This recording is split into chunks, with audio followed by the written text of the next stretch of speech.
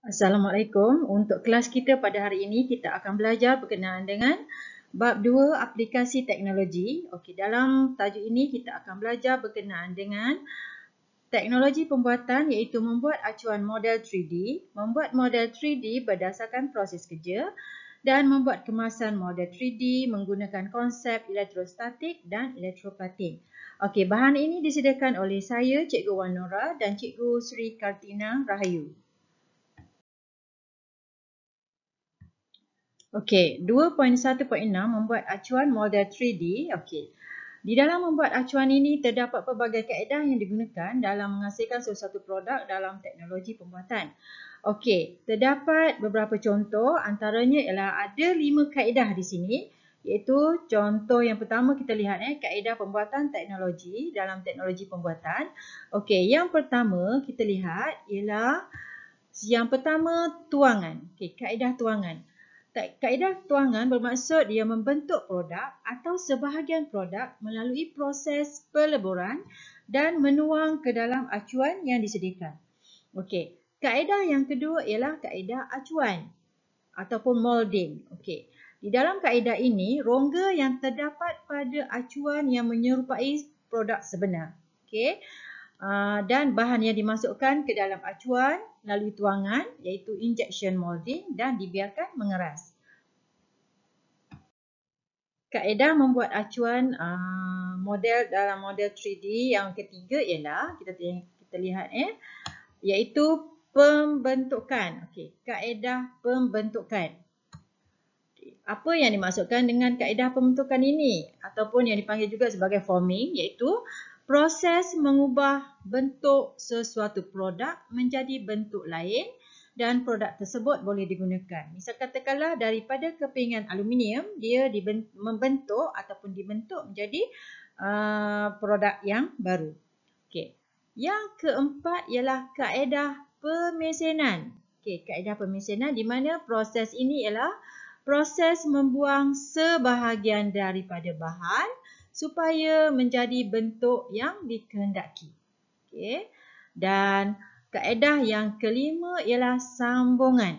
Okey, sambungan. Maksudnya bahagian yang dihasilkan melalui sesuatu proses dan disambungkan supaya menjadi produk baru yang boleh berfungsi. Sebagai contoh, satu rod aluminium dibentuk menjadi sebagai kaki kerusi sebagai contoh dan disambungkan dengan badan kerusi dan dia terbentuklah sebuah kerusi. Baik, seterusnya kita faham apakah yang dimaksudkan dengan model.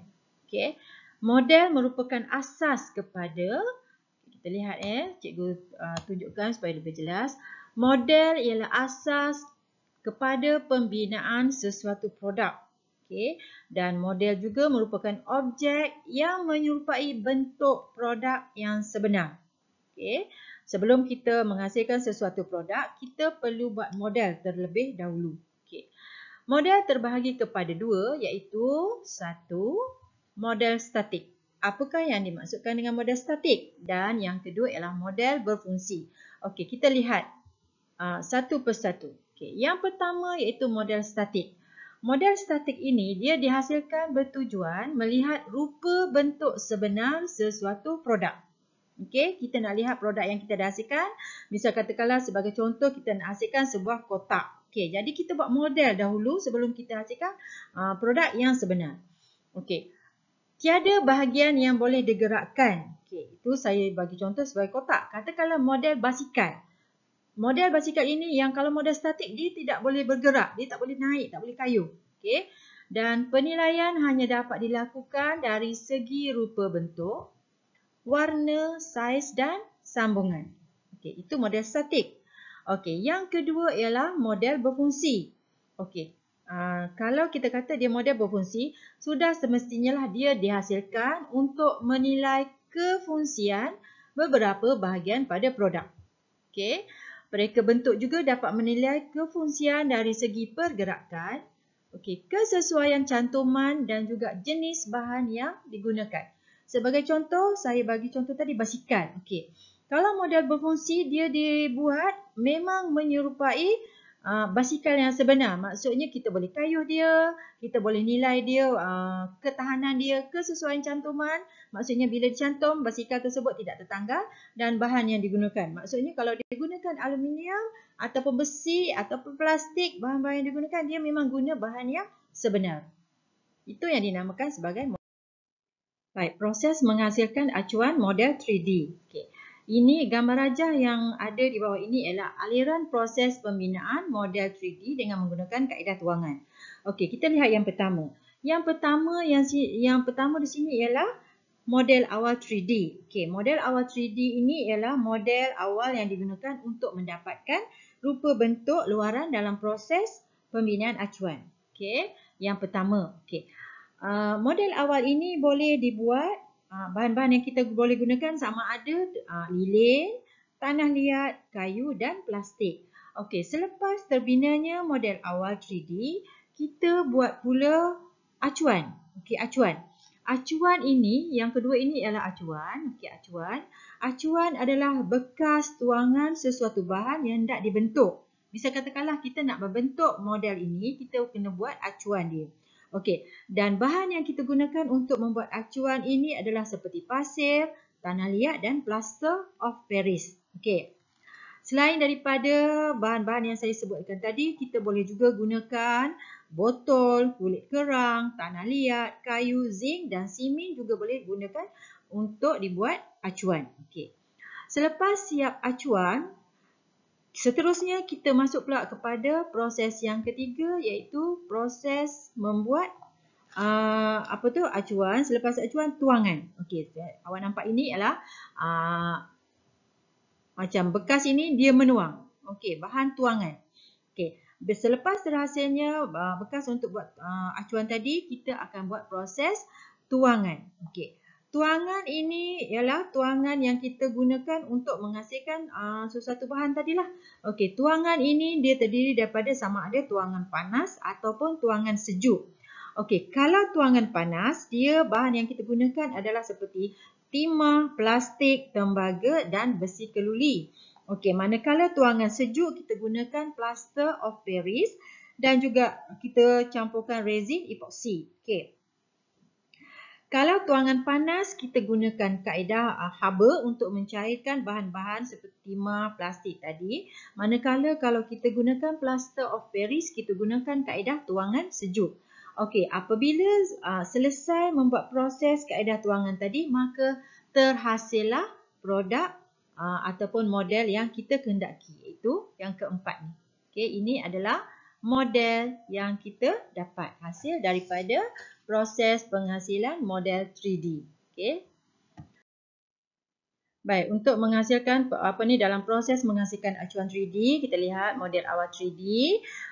Kita ulang balik apa dia model awal 3D, iaitu model awal yang digunakan untuk mendapatkan rupa bentuk luaran dalam proses pembinaan acuan. Okey. Bahan-bahan yang kita gunakan seperti tanah liat, lilin, kayu dan plastik. Okey. Acuan iaitu bekas tuangan sesuatu bahan dan acuan ini kita boleh buat daripada pasir, tanah liat dan plaster of Paris. Okey, seterusnya kita lihat apa dia tuangan panas. Okey, tuangan panas dan apakah dia tuangan sejuk. Okey, tadi saya dah jelaskan. Kita lihat semula. Tuangan panas iaitu dia mesti menggunakan haba untuk mencairkan bahan dan bahan perlu dileburkan dahulu sebelum dimasukkan ke dalam acuan dan contoh bahan yang digunakan ialah seperti timah, kaca, besi keluli dan plastik. Manakala tuangan sejuk pula, dia tidak menggunakan haba sebab nama lagi sejuk kan, mesti tidak menggunakan haba untuk mencairkan bahan. Dan dia bahannya tidak perlu dileburkan sebelum dimasukkan ke dalam acuan. Dan contoh bahannya ialah seperti plaster of Paris, tanah liat dan resin epoxy. Baik, seterusnya kita akan belajar teori tentang proses menghasilkan acuan menggunakan plaster. Okey, selepas kelas bersemuka nanti, guru-guru kamu akan menunjukkan cara bersama-sama kamu bagaimana cara untuk membuatkan acuan menggunakan plaster of Paris. Okey. Yang pertama kita lihat dalam proses menghasilkan acuan ini iaitu kita menyediakan plaster of Paris. Okey, yang kedua, selepas kita sediakan bahan-bahan itu, kita campurkan dengan air sehingga menjadi paste. Yang ketiga, kita letakkan di dalam bekas. Dan yang keempat, kita sapukan minyak, lapisan minyak pada model awal 3D yang kita hasilkan tadi, yang sebelum tu. Yang keempat, kita celupkan separuh bahagian model awal 3D ke bahagian dalam paste plaster of Paris. Okey, selepas itu, langkah yang kelima ialah kita biarkan dia sehingga kering. Okey, selepas itu kita tak boleh terus tanggalkan. Okey, kita ulang balik langkah yang pertama. Okey, ulang balik langkah yang pertama sehinggalah langkah yang keenam ini. Dan selepas dia kering, kita tanggalkan model awal 3D dengan berhati-hati untuk mengelakkan dia daripada pecah. Dan yang akhir sekali ialah kita bersihkan acuan yang terbentuk. Seterusnya 2.1.7 membuat model 3D berdasarkan proses kerja. Okey, ini pun proses kerja secara teori. Okey, kita akan buat kerja amali bersama guru masing-masing selepas kelas bersemuka nanti. Okey, yang pertama iaitu proses tuangan menggunakan epoxy resin dan epoxy hardener. Okey, yang pertama kita lihat apa yang perlu kamu buat ialah sediakan acuan. Okey, yang pertama sediakan acuan. Selepas itu, sediakan epoxy resin dan epoxy hardener. Okey, yang ketiga, sediakan sukatan epoxy resin dan epoxy hardener dengan nisbah 50-50. Okey, ni 50, nisbah 50. Dan tuang epoxy resin ke dalam bekas mengikut sukatan. Okey, seterusnya langkah keempat ialah tuangkan epoxy hardener ke dalam bekas. Yang kelima, kacau campuran kedua bahan tadi sehingga sebati dan akhir sekali kita tuang campuran bahan ke dalam acuan. Selain daripada kita menggunakan kaedah acuan dan tuangan untuk menghasilkan model, kita juga boleh menggunakan kaedah menghasilkan model menggunakan pen 3D. Okey, pen 3D. Okay, nanti cikgu akan tunjukkan macam mana bentuk pen 3D nanti. Okay. Jadi fungsi pen 3D ni juga ialah digunakan untuk menghasilkan model 3D.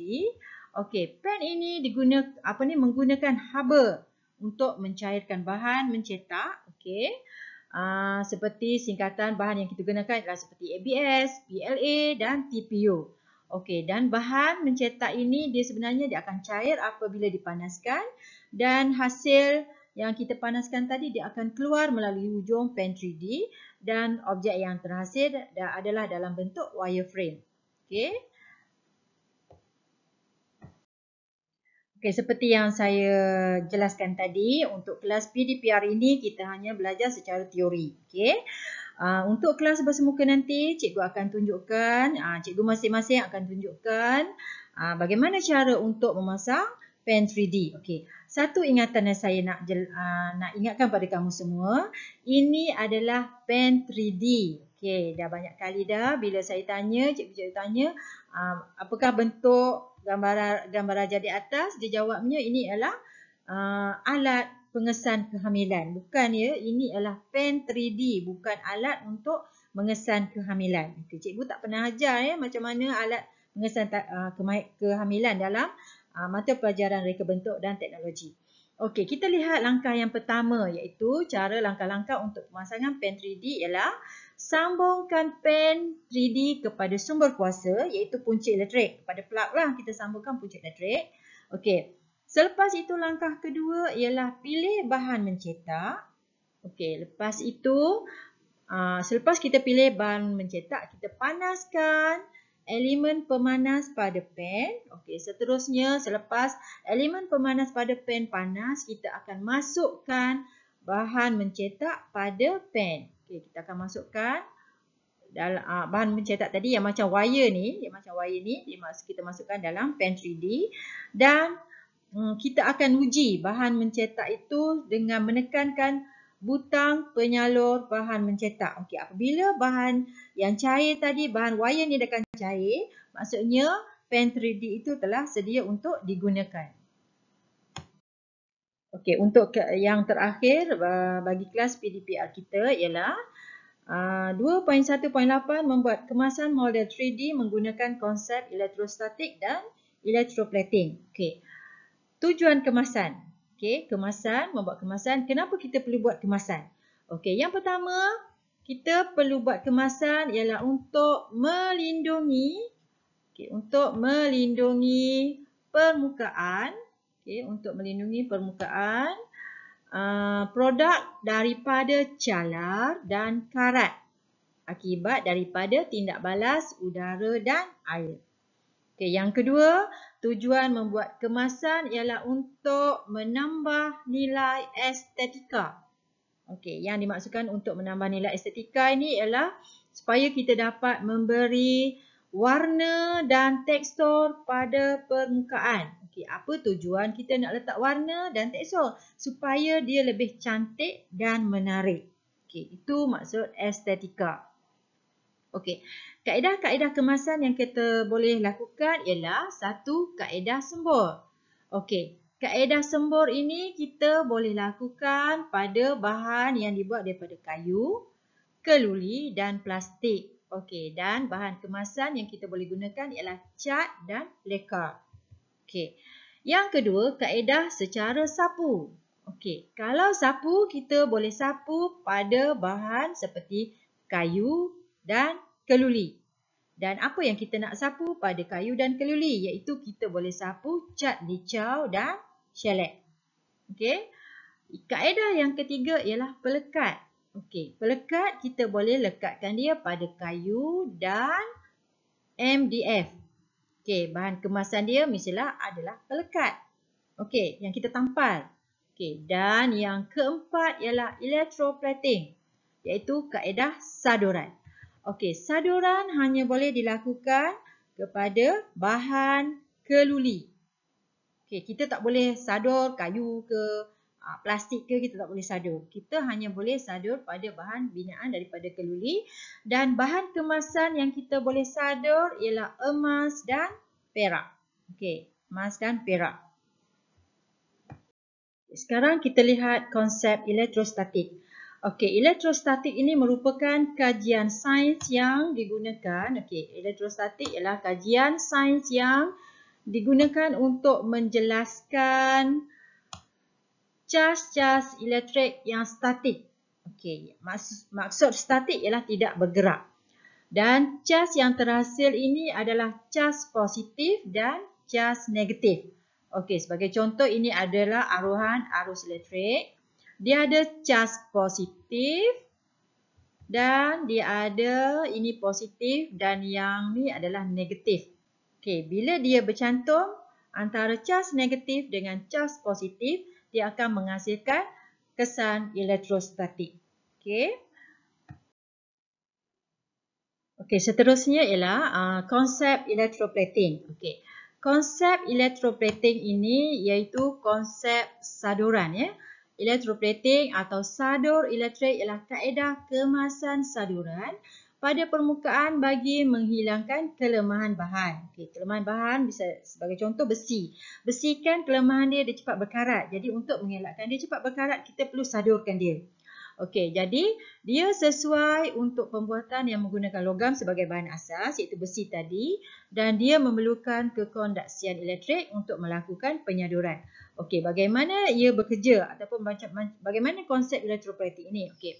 Sebagai contoh, logam kuprum ini adalah sebagai bahan saduran dan sudu besi ini adalah bahan yang tidak disadur untuk mengelakkan sudu ini daripada berkarat. Okey. Jadi digunakan konsep ini. Jadi logam kuprum ini bertindak sebagai anode dan sudu besi bertindak sebagai kathod dan dia mesti dicampurkan gunakan larutan kuprum sulfat sebagai perantara untuk menyadurkan kuprum kepada sudu besi tadi. Jadi berlakulah proses penyaduran di sini. Itu yang dinamakan sebagai konsep electroplating. Baik, yang akhir sekali ialah bahan-bahan yang digunakan dalam proses electroplating. Okey, kita lihat apakah bahan-bahan yang digunakan. Okey, yang pertama ialah cecair elektrolit. Okey. Cecair ini ialah larutan yang membenarkan arus elektrik bertindak balas dengan bahan saduran dan bahan yang akan disadur. Okey, jika bahan saduran tembaga digunakan, maka cecair elektrolit yang digunakan ialah kupra sulfat. Okey, yang kedua ialah bikar. Okey. Yang tadi cecair elektrolit yang pertama dan yang kedua ialah bikar, iaitu bekas untuk menakung elektrolit dan merendam produk serta bahan saduran supaya proses electroplating berlaku. Okey, bahan yang ketiga ialah kepingan bar. Okey, ini kepingan bar ni. Okey, kepingan bar iaitu kepingan bar tembaga, iaitu bahan yang digunakan untuk menyalut objek yang akan disadur. Okey, bahan yang keempat ialah sel 9 voltan yang bertindak sebagai punca kuasa elektrik. Okey, dan bahan yang akhir sekali ialah wayar beserta klip buaya. Okey, apa kegunaan wayar dan klip buaya ni? Okey, kegunaannya ialah untuk mengalirkan arus elektrik agar proses electroplating berlaku. Jadi kita ada 5 bahan di sini dalam proses electroplating. Okay, seperti biasa, selepas menonton video ini, sila jawab soalan kuis yang diberikan. Okey, salin nota ringkas yang disertakan ke dalam buku nota dan akhir sekali jawab latihan dalam modul yang diberikan dan hantar kepada guru anda mengikut jadual yang telah diberikan. Okey.